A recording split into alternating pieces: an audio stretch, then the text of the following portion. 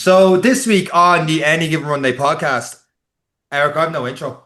I've nothing wrote down here for an intro because we've got four different people in front of us now that are starting their marathon, their Dublin Marathon journey along with ourselves. And this is brand new territory for me and you, pal. Yeah, I'm nervous just looking at them.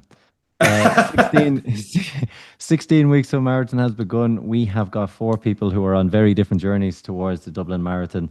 A lot of people have said to us, our guests are great, but they're starting to lose interest. No, they're not losing interest, but they are starting to feel like they've nothing in common with them. So we are hoping we have everything in common with the next four people. We may have nothing in common with the next four people, but we're here to meet them, we're here to greet them, and we're here to train with them over the next 16 weeks, and that's what we're hoping to do. So who do we have first in this mystery pile, Sean? I think we're going to go clockwise around my screen here, which means Conor, you must be the first one logged on. So, Conor, how are you getting on? Yeah, 100%. It's nice and early to the call. Make sure I look all right in the camera, 100%. Well, full head of hair unlike myself, so you definitely look better than I do. Conor, what's your background in marathons? Have you done marathon before and have you done Dublin Marathon before? I've not done Dublin before, but I have done Barcelona there in March. See, I think you guys had a crew going over. Hold on a Seen minute. a couple of your Why flags is he up. here? Don't annoy Eric already. Who invited him? We had a trip last year. You didn't even come drinking with us. I must say, my invite must have got lost. My Conor, God, what's this about? Did you set up a run club? Yeah, so I set up one of them coffee run clubs just in my local town called Cup of Cardio. So that's sort of a where cup of cardio. Great. Right. cardio, yeah. So yeah, we just do the weekly. We do 2 runs a week, one midweek, one on the weekend, and yeah, just get everyone out running, get everyone moving. Where's your run club? Where are you based? We're based in Drogheda. Drogheda. Very good. Yeah. And what Yeah. brought you to start a run club? What brought you into running? Well, I've always sort of ran, you know what I mean? Like I was always into fitness, do the odd 5K when I was younger, but I suppose when I stopped sort of playing the GA and the rugby, like it was sort of then getting more into running and the gym, bit of high rocks, all that crack. So yeah, me and 2 of my mates sort of had the idea to set it up. And when it came to it, it ended up being just me. So still motoring on about a year and a half now, but that's good. It's taken off. So get people out moving, get people running. I'm going to be out running anyway, so they may as well come along with me. So that's the thinking, really. I got to ask right off the bat, Conor. High rocks, you mentioned there for a few people, it's like, oh, this fucking thing again. But for most of us, it's like, okay, are you doing high rocks in Dublin in November after doing the marathon? Yeah, I have a ticket. I have a solid ticket. So. Conor, cup of cardio. How many people show up to run with you and when do you run? So we typically do a Wednesday evening. We run from the pub, one of the pubs across the town. That's a dangerous start for people like me and Sean, but okay. It started off dangerous, but I think everyone got the grips to themselves now. Then we do a Saturday morning run from coffee shop, one of the coffee shops around the town. We sort of mix it up, change the routes up, spread the business around the town to all the coffee shops, kind of way. So Before we move on, Conor. Oh, yeah. No, you're going to say something?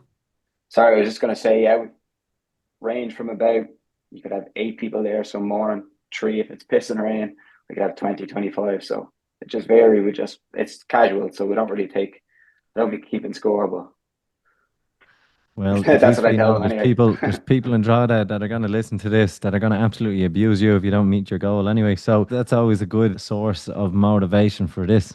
Conor, we'll get back to you with your goal and how you're setting up for these next 4 weeks of the training. But I'll move clockwise around now to Cliodhna. Cliodhna, you are set for the Dublin Marathon this year. Is this your first marathon or have you done marathons before? This is my first venture into long distance running. I think the longest I ran before this was I did run the line in November. So that's the longest I ran up until now. That 26, did you 26 or 13K run the line? 26? Yeah, the 26, yeah. That is, we've had people in the podcast before talk about trail running. It's like a 10K trail run is almost 3 times as hard as a 10K road race. So that's a good start to have that 26K under your belt so far for that one. So happy days. How scary is it to be thinking about taking on a marathon at this stage?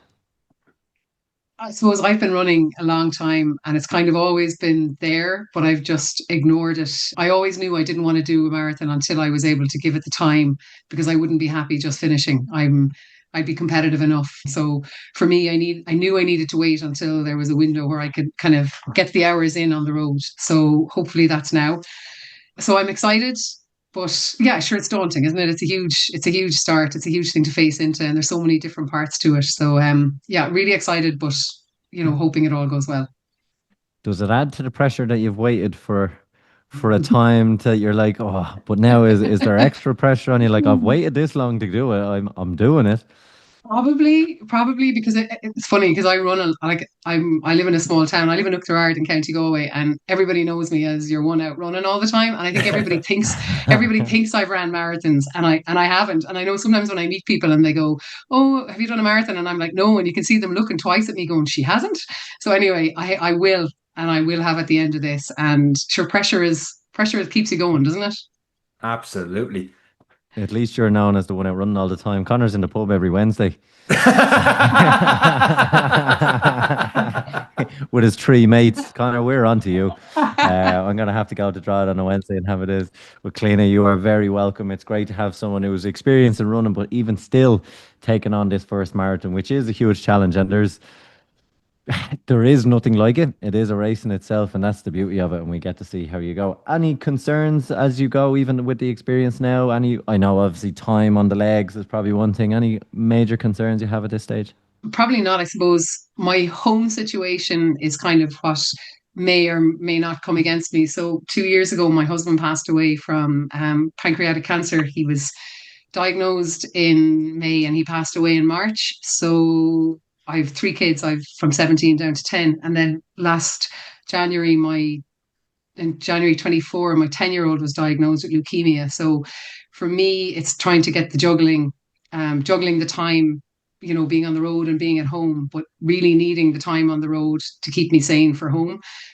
So for me, running is probably the one thing I could control through all of this. I could control when I went for a run. So I suppose that would probably be the biggest fear for me is that, my daughter as well, she's on maintenance. So hopefully we're coming through we've gone through the hard part of chemotherapy and all that. She's still on chemo, but I suppose for me, it's to just that I can maintain the balance between being present at home and getting the time in on the road. So I suppose that's probably one of the concerns, but I can't control that. So just have to wait, see how it goes. It's one of them, and you have our sympathy and our support for everything you're going through. And it's great that you're giving this the time. And like so many runners, we're always running for something, from something, and most times just for our own mental space. Like you said, protect the time that we can add in and schedule in over the next 16 weeks. So we definitely wish you all the best over the next little while, Cliodhna. You're also the one that calls me out on wherever I put up pictures on, so I remember that all the time. So I'm going to call you out on all your lack of training that you don't do over the next 16 weeks. So it's come full circle. But Cliodhna, you are very welcome to the group. Thanks so much for sharing your story, and we're excited to train with you over the next 16 weeks. Wow, you looking forward to it. Don't hold a grudge at all there. Jeez, don't No hold way. a grudge at all. She didn't hold back on me. Our next guest, Aoife. Aoife, in terms of marathons, the big ones would be the big 6, the major, do something like that, and then some might throw Dublin there, and say the Irish home one as well. But I suppose there's a big 7 now, but another big one would be like to run like where the Olympians run, Aoife. Yeah, I got really lucky last summer, Sean. I got to do the Marathon Porto. So it was the Olympic marathon course on the weekend of the Olympic marathons. So the men's marathon was on Saturday morning. I started my marathon at 10 p.m. that night. And then the women's marathon was the next Sunday morning. So we took in 3 marathons in 24 hours. And it was amazing. How cool was it? I'm right in saying Paris, wasn't it? Am I right in saying Paris? How was it to run around Paris at night? It was amazing. It was very warm. It was August 10th into August 11th. There was 20,000 people doing the marathon and 20,000 people doing a 10K. So it was electric. There was huge crowds out, bigger than I've ever experienced. And like the sheer noise, there was parts of the course. The first 10K was overwhelming the senses. And I was nearly glad when we got out of the city a little bit for a bit of quiet and regroup. And we went out as far as Versailles and kind of turned around and came back in another road. So It was amazing. I don't know. And obviously after that, the only step up is to come onto the podcast and do Dublin, really, isn't it? Sure. But Aoife, you've already done Dublin. I've done Dublin 3 times. Yeah. Yeah. Wow. Okay. So the obvious question, how does Dublin compare to Paris? Olympic standard. Yeah. I mean, Paris was like an experience marathon. So I had my phone, I was taking the selfies. Dublin was all business last year and there was a job to be done. So it was just head down and don't really enjoy it until it's over. But yeah, I run with a group called JNN Coaching in Clonmel. So we just started our marathon block today. We had our first training session today, and it's really about the camaraderie. I don't actually love Dublin Marathon, but I love these 16 weeks leading into Dublin Marathon and all the long runs, the banter, the crack every week at training and on the Saturday morning long runs. So that's what I'm there for. And then you get round the marathon at the end of the day. Aoife, what is your goal for this one? What are you willing to put a goal on this? Are you willing to say to people what the game is? I've done 7 marathons and now 2 of them are ultra, so they don't count with, I suppose, this goal, but it's always just been sub 5. And I've done that once. I did that last year in Dublin. So it'd be just the same goal again, sub 5. And I know a lot of people are talking, 3 hours, 4 hours. Like 5 hours is hard. And like you have to work hard for 5 hours. But yeah, that's what I'll be aiming for. And I've missed it 4 out of 5 times, but I'm hoping to hit it this year again. Or 59.59 for Aoife if we are lucky and get there. And let's hope that this time, with the added pressure of this, I suppose, having to come on and talk about 5:01 is going to be very difficult. I was like, it's in the staff room because all of a sudden this has become very real. No, absolutely. And when a marathon, for anyone who's taken it on, it's always a marathon for someone who's done 7. Even, that's the beauty of a marathon. It's you versus time. It's you versus you over the previous few. And let's hope. And Dublin isn't an easy course. I know you say it's probably not your favorite, but it's a tough one in terms of hills and all of that kind of thing. The training group as well, they will keep you going. Are you going to be training with them? Are you going to be keeping somewhat of a plan with them? Yeah, absolutely. So it's a coach-led training group. So we have 2 coaches. So they give us our training plan every month, and we meet every Monday, Wednesday, and for interval sessions and whatnot. And then on Saturdays we kind of organise our own long runs, but they would be given to us by our coaches what we need to do. So it's amazing. I did my first marathon on my own with the Hal Higdon app, and then I joined the group, and there has been nothing like it. For the fun. Yeah, it's definitely better to be running people, but you are very welcome, Aoife. If people are listening and they're in around the Clonmel area, they're in a similar boat, how can they find your club? Is it Wednesday nights in the local bar, or? Yeah, I'm joking, Conor. I'll stop this joke now. Yeah, they can just look for JNN Training Group. They'll see us in the green and black t-shirts. They can just contact the coaches, John and Niall, online, and they're more than welcome. We have 100 people in the group, and it's busy, and there's a place for everyone, from the people beginning their 5Ks to the people running the marathons. And that's the beauty of it, and a good group where every race has a pace, as they say. So well done. You're very welcome, Aoife. It's absolutely lovely to have you on board, and we wish you the best of luck, and we will all be cheering for you over the next 16 weeks. Thanks, guys. I've just never heard a phrase that someone loves the 16 weeks and the last stage is, just trying to get around Dublin. For me, it's the opposite way around. That's the big day to train towards. But moving on to our 4th person. Shane, you got a bit of abuse before we started hitting the record button on this one. Eric, have you moving to your left? And you've got quite a collection of medals behind you. So Eric's expecting some high standards for you in this one. I stand well. Yeah, I've done 5 marathons. So I've done Dublin 4 times and I've ran Vienna Marathon once. Shane, you've got 40 million medals. I could melt down the medals on that wall and build a building, I think, behind you. And you're telling me it's only 5 marathons? 5 marathons, couple of half marathons, 10Ks, 5Ks, yeah. Shane, what brought you into running? Obviously, there's a big love for it. It's in a pride of place at home. So obviously, it's a big part of your life these days. What brings you into running? Yeah, so I started running when I was 12 with my mum. I started as a couch to 5K with my mum. Then when I was a young fella, I never really took running seriously. So never really minded if I missed a day or 2. And done my first half marathon at 16 and done my first marathon at 18. But I was quite naive when I was in running. Like, I done my first marathon and I was like, I sure I'll do 20 mile maybe once or twice and we'll see how it goes. And so I went to Dublin and cruising for 20 mile, and oh my god, I got humbled after 20 mile, humbled badly after 20 mile. So I was quite naive. I didn't do my research, didn't do much of that. Then initially, I don't know, after that experience, I came back the next year, ran a small PB, a 2-minute PB. And then the following year, I was like, oh, I better do some work here and go all in. So in 2023, I went from 350 down to 307. So I ran a 43-minute PB in 2023. So then I got hooked ever since. What did it take to knock that much? Because there's people here probably listening, even myself, going, hold on a minute, that's a lot of time off in a short period of time. What did it take to bring it down for you? Took a good bit of work, but like, as I said, I wasn't really as committed in the past for the first 2 marathons I done. And I really upped the tempo in training. I started eating properly. I kept away from the pub. Initially, like, I was 20, 21, 22 at the time. Conor, That was a even big they're part of slagging you trying to now. keep away from the pub. So, you know yourself, when you're a young fella, it's hard. It is true, because at 18, the last thing on my mind, and was the last thing on my mind for another 7 years, was a marathon. So obviously your mom has a big influence in your running. Yeah, so as I said, we started to couch to 5K when I was 12, and Sligo Running Club has been, I basically grew up a Sligo Running Club. They're still going today. I'm 24 now, and the club has been going for the last 12 years, and they've had a big impact on me, on my running, and my life. And will your mom be doing the marathon? Has she done any with you? Do you My line mum up has together? done five marathons. Yeah, 5 marathons as well, yeah. 4 in Dublin, 1 in Vienna. Does she just follow you around? That's more or less I follow her around, yeah. She makes Very good, Shane. But look, again, it's great to see that you're involved in a running club. And again, your goal, obviously, we've looked at you progress from 5Ks, 10Ks, couch to 5Ks, to a company that supplies metal for the whole of Sligo. The goal for this one, obviously, it's to PB again. Is it, Shane, or is it to survive?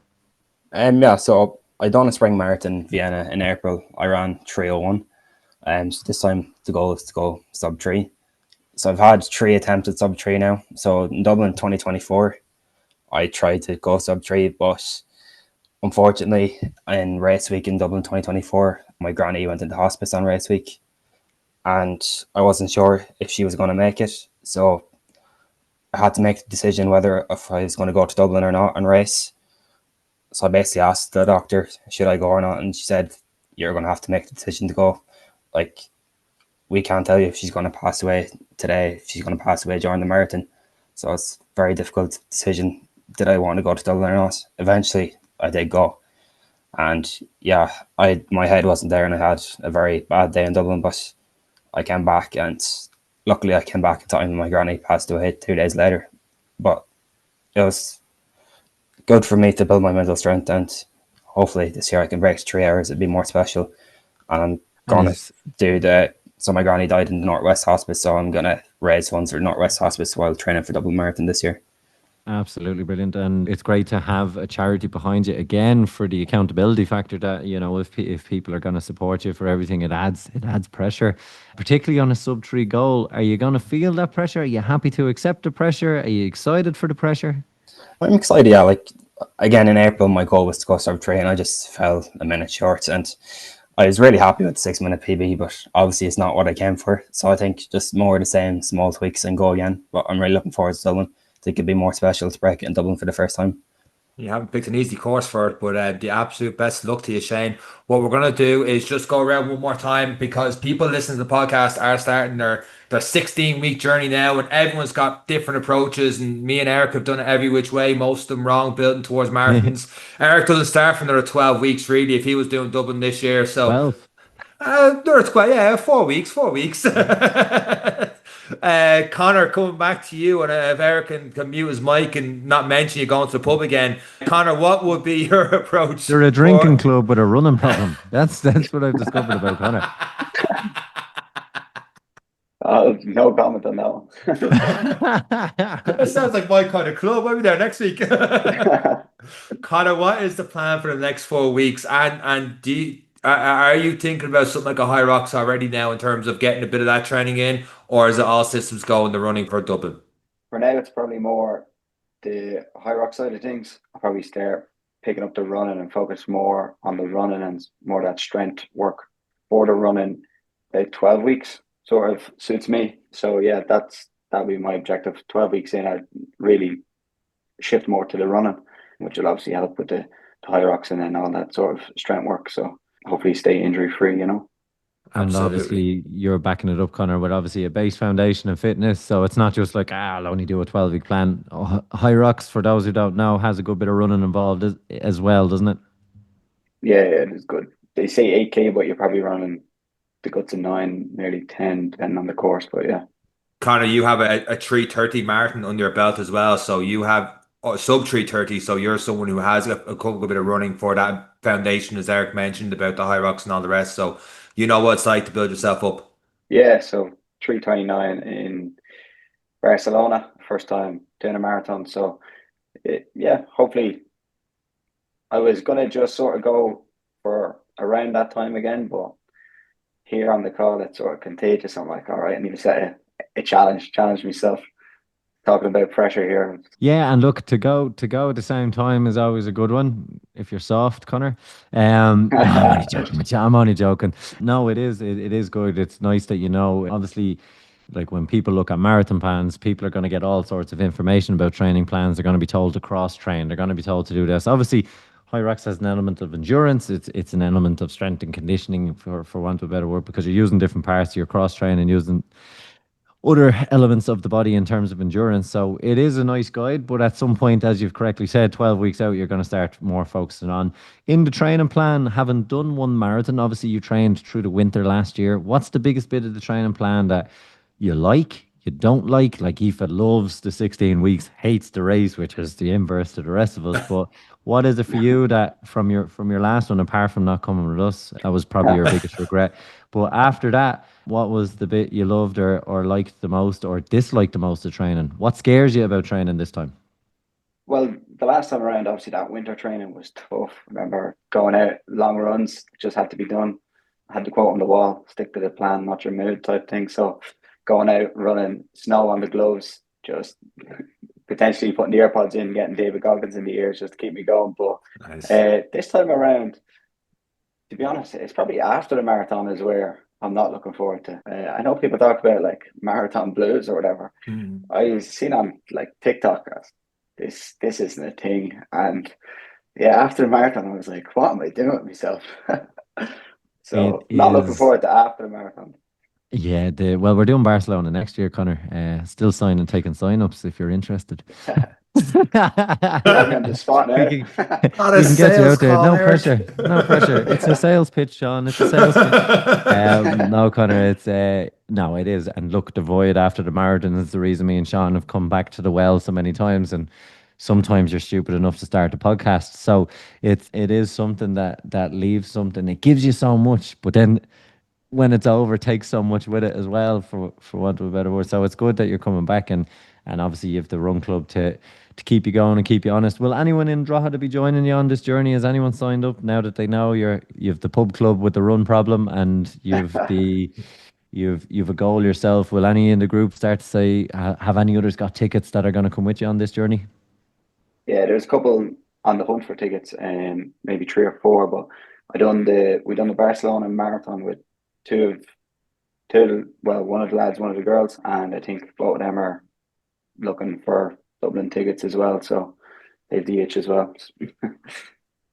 We're going to become a black market for Dublin Marathon tickets, unbeknownst to ourselves now. And the Barcelona one. And the Barcelona one, yeah. Well, that one's good. There's still tickets available, So, you can guarantee a place now, Conor. Tell them. No, it's good. Very good, Conor. But look, it's great, and hopefully pushing on that goal. The group, being part of a club, I suppose, is great when you have other leaders, because they will push you. When you're a leader of a club, it's very easy to go, I'll just stick to what I'm doing. But now you're surrounded by 3 others who are talking about going to beat their best and push themselves. So we understand the pressure of the group now, and hopefully it gives you that little bit extra to push on through this training block. Yeah, hopefully. Hearing all different info online, the 16-week build, and we've had multiple different marathons, and you approach it this way with intervals this way, get the long run in, add 10% mileage no more each week. It's a lot to take in for your very first marathon, Cliodhna. What does your next 4 weeks look like for you? So I'm sorry, I just have to say this is so weird being on a podcast with the two voices that I've listened to for the last year running. It is nuts. It's so honest to God. It's just weird. Sorry, I just had to say that. It's so weird coming But face to anyway, face with someone who it's just abuses you on so Instagram strange. messages. And I'm still in a good mood, Cliodhna. Okay, sorry, I'll go back now again. Yeah, so I got in touch with a coach in Cork, actually, and I'm not based in Cork. So there's a coach in Cork. His name is Kieran McKeown. He's been around the block coaching for many, many years. And he has, I joined a WhatsApp group, but he added me to his WhatsApp group. And every week he sends me a plan. So I've been working with him since December. I'm kind of like you, Sean. I'm trying to break 20 and I'm getting close, but not there. I don't know if I'm going to So get you're there very now. like Sean. Yeah. Sean. Close, but not there. No, you're a much better athlete than Sean. 9 seconds, lads. 9 seconds No, away She is is. what I am.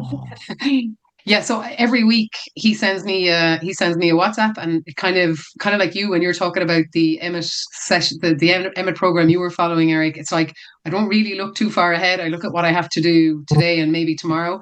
So I know what I'm doing this week, but I don't know what I'm doing next week because he'll do all that thinking for me, and I love that. I love that I don't have to spend time Googling, because if I go down a rabbit hole, I never come out. And I know I just spend my life searching for the perfect plan and stuff like that. So this comes to me, I don't question it, I do it, and it's working so far. So yeah, he's great, and he's added me to the WhatsApp group. So there's about probably about 60 people in it. So if you have any questions or any queries, you can shoot things up. It's really supportive because I run by myself here. I don't have anybody kind of running at the same times as me or the same kind of paces and stuff like that. So yeah, I'll take company wherever I can get it. So it's through my AirPods. Can I ask, why do you listen to us? And I mean this in a serious way, but as in you've listened for a long time. I can see from the reactions, and I joke about the forward and back on the Instagram, but you've been around us a long time in through interactions and everything for a while. What brought you to the podcast? So a search in Spotify. I basically searched running. I was leaving Crumlin one day with my daughter. So it's about a 2.5, 3 hour journey, depending on traffic. She puts on her headphones and she goes on her iPad, because when you were traveling up and down as much as we were, you can't talk, and we spent all the time in the hospital room together.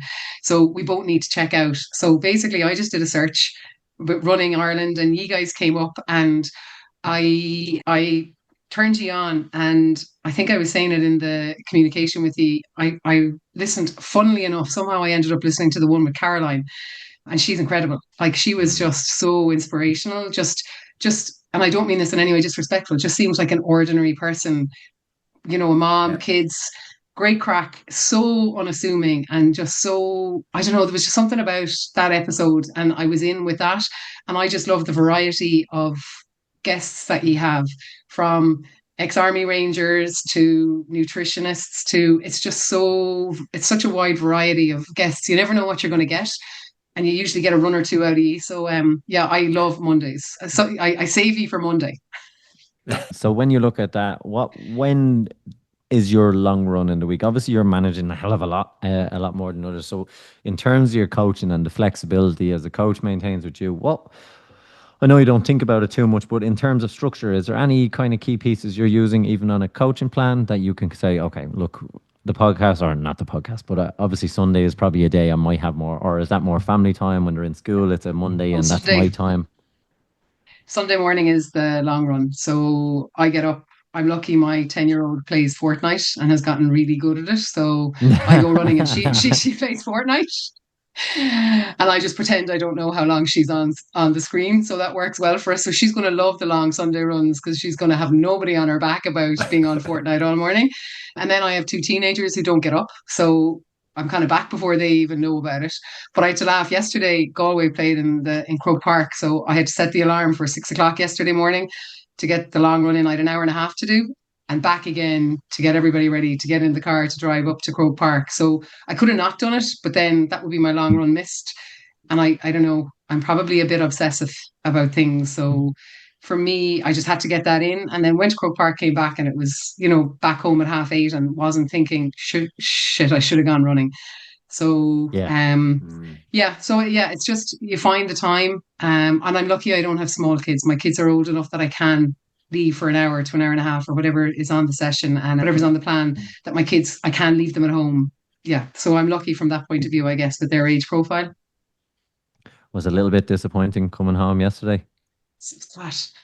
It was bad. I feel so sorry for those. Oh man, yeah, it was very disappointing. They didn't do themselves the justice they could have done, but Meath were really good. So what can you do? Everybody has their day. Now Eric claims he's from Meath, not Dublin at this stage of the podcast. No, I was about to say it's nothing worse than losing to Meath. As a man who grew up, a dub who grew up in Meath, I'm the worst kind. But no, fair play, Cliodhna, and hopefully we, if you don't mind, we'll touch into more of your coaching and some of the things you're doing along the way for people who are looking at getting coach plans and what it means to be coached when you go through a marathon plan. So we're excited to see what that brings for you over the next couple of weeks. Great, looking forward to it. Aoife, you already touched on the run club and stuff like that you're down there, and pretty much that's the plan leading up to marathon. But is there anything different that you are going to try this time that you did previous times, or if it's not broke, don't fix it, that kind of thing? Or how is your approach, particularly the next 4 weeks? Yeah, I think last year I had a really strong block leading up into Dublin, so I'll just try and replicate that as much as I can. So it'll be the track on Mondays, it'll be Wednesdays we go to Town Racecourse, the horse racing course in Clonmel, so it's hill sessions there. I'll try do at least one other run on my own and the long runs on a Saturday. So I'll probably run 4 times. And then I started last week, actually it's one of the girls in our running group is a personal trainer and she does strength classes. So I've started that and I'll probably try and go to her once a week and do something at home myself strength-wise once a week. And I mean, if I can fit all that in on top of regular life, I would be absolutely thrilled. One of the big sessions that our coaches introduced last week up to Dublin was for the long runs kind of every second week. We were doing 5K repeats rather than just one long, slow run. So you're doing like 4 times 5K, 5 times 5K, 6 times 5K at marathon pace and taking like 2 break in between. But they really, really stood to us. Like they were tough, but I think that was the making of a lot of us last year at Dublin because, there was a lot of PBs in the group and that was something we had adapted last year. So I think I see more of that on the plan for the next few weeks. Mentally, is it easier to take on a 4x5K as opposed to, 1 hour 45 run? Is it easier to break it down into bite-sized chunks for you? Is it more enjoyable? I know the pace is better and there's recovery elements of it, but is it easier when you break it down into chunks? Do you then carry that into your race? Yeah, it was good for like logistically, you didn't have to carry water and gels and stuff because you're like going and come back to the car, refuel, go and come back to the car.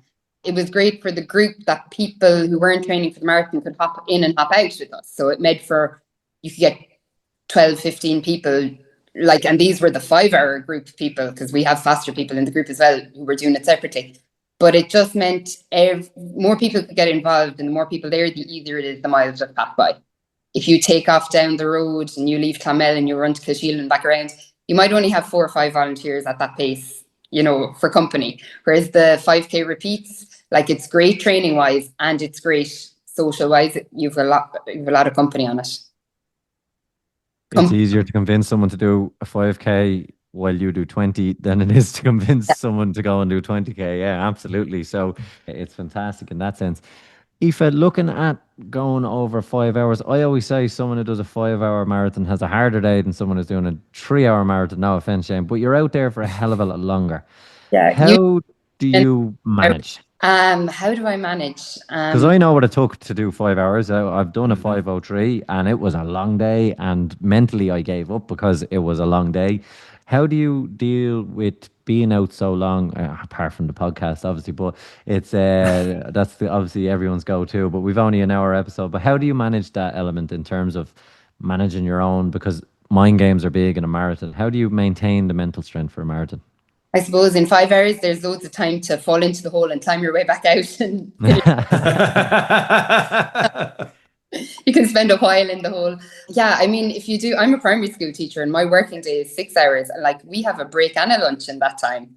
So to run for 5 hours with no cup of tea or sandwich is kind of, yeah, even just like you need more hydration, you need more gels, you need, because you're out there longer, you need, you know, so all those logistics come into play. I don't know, you just do it because I don't know what it's like to do a 3-hour marathon or a 4-hour marathon. So, you know, a 5-hour marathon for me is great. What I did notice last year I ran 450 in Dublin, was I saw the gels, like they give out free gels during the course. I hadn't seen them the 2 previous Dublins because I was coming in at 5:20, 5:30. The gels were gone by the time I got there. Going that bit faster was like, oh, like there was a better crowd there. There was more, you know, the fueling stations were still stocked better. Now, Dublin is great. I think you could come into Dublin in 6-7 hours and still have people out cheering. But, you know, it was a different experience. Those, like I was 26-minute PB last year in Dublin, and that mile a minute made all, or minute a mile, made all the difference to the support of the crowd. And I like to distract myself with other people as well. I ran the Cork half there a few weeks ago, and I felt my training wasn't great coming up to it, so I was just going for the day out. But I started running and things were okay. And instead of thinking about myself, I was focusing on other people. And if I saw somebody kind of with their head down, I'd be like, hey, how are you getting on? And start chatting. And I met a lovely lady, and she was doing her first half, and she was she had no watch, and she was like, how far have we left to go? And she was like, I've only ever done 13K before, and we were at about 9K. And we were chatting away, and she stopped to walk, and I was like, come on. And she was like, oh, I don't know. And I was like, you've done 13K before, so let's get to 13 and then we'll figure it out from there. But that kept me going, because I was like at 11K going, oh, getting a bit tired now. But, you know, I can't stop. I told her not to stop. And, you know, I just kind of kept finding other people that I could chat to or talk to and say, come on. And I think when you're encouraging others, you're hearing it yourself. If you're like, come on, we can get up this hill, like you're telling yourself you can get up that hill. So yeah, and sometimes you can be your heart. Like I am absolutely horrible to myself when I run. My encouragement can't be repeated on this podcast for the internal thoughts that people have. But like that, leader's legs, they call it, when you are leading someone around, and when you are, we talk about the mental aspect being more positive. You feel more positive. You start to believe, and most of us don't realize what we're capable of. The extra 20, 30, 40%, depending on which audiobook you listen to. We are so much more capable if we just treat ourselves a little bit better. I haven't learned that yet, but it's definitely something. But when we get you down to a 3-hour marathon, if it's going to feel like a school day with a lunch and a sandwich and a cup of tea. So we'll have to aim for that one, and obviously, hopefully, we'll PB again. And it's great to hear that different coaching methods are starting to work for you, because it's very individual. Yeah, it is. My coach was great. My one of my coaches, John, he's in his 60s, and he's a national race walking champion. And he had retired from marathons when he had done number 50 2 years ago. And then he decided he'd come out of retirement to race walk the Dublin Marathon with me and the group of people at our pace group. And he did every training session, every long run with us. And he walked Dublin Marathon and beat me by about 5 or 6. But well, yeah. Is he coming back this year for round 2? He's just had a partial knee replacement, so he's going to let that settle. And just kick him in on the start line, Aoife, and we'll get you around ahead of him this year. I take no prisoners. No, take no prisoners. Way by any means necessary. I know. Best to look for his recovery. But look, it's another motivation, and 50 marathons is phenomenal. Yeah. But yeah, no, a big shout out to him, and a well done to him for keeping everyone going. Mm-hmm, absolutely. Yeah. He got so many people through the marathon training and over the line in that sub 5-hour group last year. It was a real celebration. Moving on to our final person, Shane, sub 3-hour marathon. What does the first 4 weeks look like? Did you ever stop running to try and get the tempo and the mileage up to get somewhere near sub 3 hour? I don't know. I'm nowhere near. Conor's actually 30 seconds faster than me in Barcelona for a PB. I'm a bit disgusted over that, but Eric gave him too much abuse to say anything. Shane, sub 3 hour. What do you need to do to get there? I'm not sure. I haven't run sub 3 yet, so we'll see. Yeah, obviously I'm on a spring marathon, so I had to take a bit of downtime, but I'm back up to around 90 to 100 kilometers a week now. So I've recently started working with Kevin English, and he's had a really positive impact on me. And he kind of has a very personal approach. He's been with me for some of my sessions on the track, and he's been calling out my splits. And then when you're on your recovery and you're kind of blowing smoke, nearly smiling at you, having a little laugh. Yeah, I really enjoyed working with him. I'm really looking forward to see what I can do with Dublin Marathon with him. So obviously you've worked with clubs, you've chased your mum around for many years. What's been the secret sauce? And not that I'm asking to give away Kevin's secret sauce, but in terms of you, what's been different this time around that is making you feel like, yes, this is what I've been missing to get to this goal? I think I've learned a lot from my previous marathons. Every time you do a marathon, I think you learn something new. So it's just about tweaking. Like, for example, in Vienna, when I ran 301, I used gel 100s, but this time I'm going to use gel 160s for Dublin. So it's going to give me a lot more carbs. So hopefully I can be a lot stronger in the last 10K. So I kind of faded in the last 10K in Vienna. So hopefully that nutrition aspect can help me. And I think this time it's just really about going to the well and training, seeing what I can really get out of myself in training, and just pushing myself as much as I can go on. Obviously be careful and recover, and I don't want any injuries. Is there something when you were talking to Kevin now with training with him that you're like, had I known that, or had I done this kind of training lead up to it, that you could have maybe broken sub 3 in Vienna?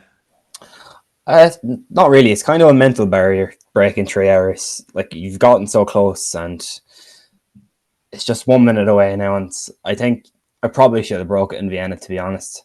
It just didn't happen on the day. It's more the same training now.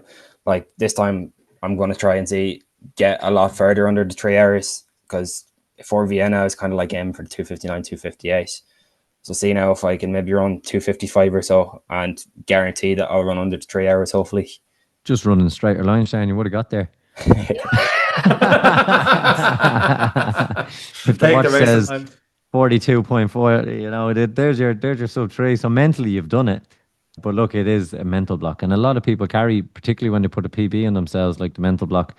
I've now different to Aoife. You've had the 5-hour mental block as well. Cliodhna's going to take on her first one. 3.5 hours for Conor now has to become a bare minimum. So there could be a mental block on 3:20. He might even race you for the 3 hours. We'll see how the next few weeks go. Shane, the last bit I want to talk to you about is in terms of the specificity of the training, particularly when it comes to Dublin. It is, people don't realise, but it is slightly hilly course. There is a good bit of elevation over the course of it. Is that an element that plays a factor into a sub 3 hour? I suppose so, yeah. Like, when I done Vienna, it's kind of advertised as being a completely flat course. Obviously, Kipchoge broke the 2 hours when he ran in Vienna. Going to Dublin, it is a bit of a difference, but I think I've added some hilly terrain into my runs and done a bit of hill work. So it's just about preparing as best as you can. Like, in Vienna, there was a lot of twists and turns and 180-degree turns. Like, there's different factors. I know it was flat, but there's a lot of different factors that go into a marathon and running a good marathon. Like, you might do everything perfect and it just might not happen for you on the day. It's just about trying to do everything right and hope your cards fall for you on the day. Absolutely. Well, guys, we're looking forward to keeping up with 4 of you on your journey over the 16 weeks. And it's inspiring for myself now to go, with Conor, trying to get that. He's going to 3:30 and stuff. Shane, inspiration there. Eve for the run clubs and all the rest, and keep on running. And Cliodhna, you're probably going to hit sub 20 before me. So I'll put my hands up and admit that one. I don't think it's the cards me this year, but I've got a few 5K races put up, but it's not about me. It's about you guys. Absolutely brilliant. Listen to the start of your story, and we'll keep catching up with you over the next couple of weeks leading up towards the Dublin Marathon at the end of October. Yeah, and this is a great one for anyone who is getting involved. You are not alone, like so many have said, and Cliodhna has mentioned.